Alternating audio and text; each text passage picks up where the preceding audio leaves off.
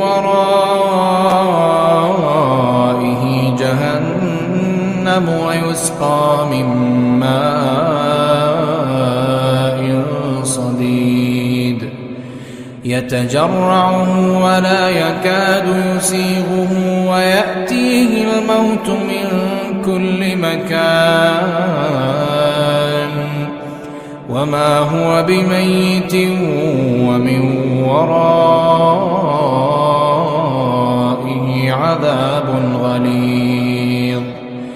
مثل الذين كفروا بربهم أعمالهم كرماد اشتدت به الريح في يوم عاصف